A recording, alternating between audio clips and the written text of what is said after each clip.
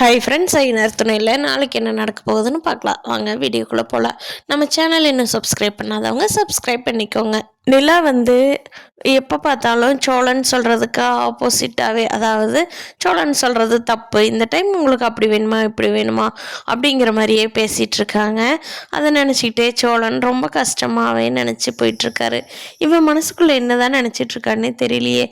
பாசிட்டிவாக இருக்க நினச்சா அப்படியே டபார் நெகட்டிவ் ஆயிடுது. அடடா, இவளை பற்றி புரிஞ்சிக்கவே முடியலையே அப்படின்னு நினச்சிக்கிட்டு, சரி பாண்டியடிக்கு கொஞ்சம் நேரம் போயிட்டு வருவோம் அப்படின்னு நினச்சிக்கிட்டு பாண்டியடிக்கு நேராக வண்டி விடுறாரு. அங்கே பாண்டி கடையில் வானதி வந்திருந்தாங்க இல்லையா, வானதியும் பாண்டியும் பேசிகிட்டு இருக்காங்க. என்ன வானதி, எவ்வளோ சோகமாக இருக்க?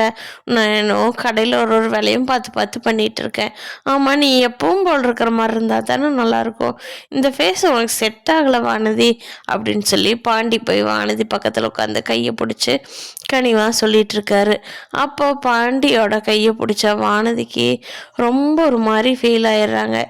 சே, நீ உனக்கு இப்படி பாசமாலாம் இருக்கு தெரியுமாடா?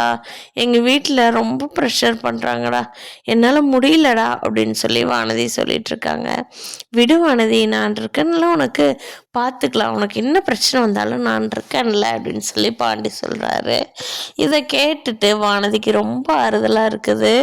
அப்போது கண்ணன் ப்ரோ இன்னும் டீ வாங்கிட்டு வராதனால பாண்டி இழுத்து வச்சு ஒரு உம்மா கொடுத்துட்றாங்க. கரெக்டாக அந்த டைம் சோழன் அங்கே என்ட்ரு ஆயிடுறாரு.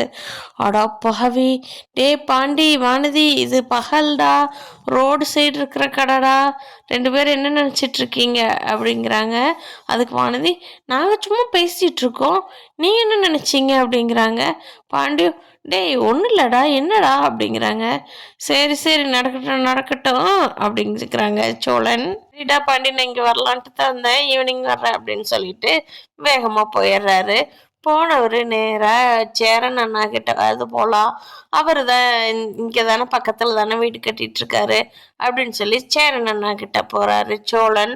அங்கே போனோம்னா எல்லாருமே லஞ்ச் டைம் அப்படின்னு சொல்லிட்டு எல்லாருமே வெளியே அங்கங்கே போயிட்டாங்க. அனீஷ் பாய் கூட இப்போ தான் கட்டடத்துலேருந்து கீழே இறங்கி வந்தார். அப்புறம் பையா எப்படி இருக்கீங்க அப்படிங்கிறாங்க. அனீஷ் சொல்கிறாரு, நல்லா இருக்கோம், அண்ணா பார்க்க வந்தீங்களா, அண்ணா மேலே தான் இருக்காரு அப்படின்னு சொல்லிட்டு அனீஷ் போகிறாரு. ஆனால் போகிறவர் திரும்பி திரும்பி பார்த்துக்கிட்டே போகிறாரு.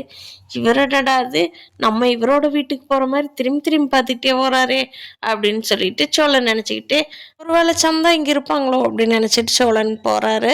பார்க்கலாம் ஃப்ரெண்ட்ஸ், அடுத்தடுத்த எபிசோடில் என்ன நடக்க போகுதுன்னு. இந்த வீடியோ பிடிச்சிருந்தா லைக் பண்ணிக்கோங்க. நீங்கள் என்ன நினைக்கிறீங்கன்னு கீழே கமெண்ட் பண்ணுங்கள். தேங்க்யூ.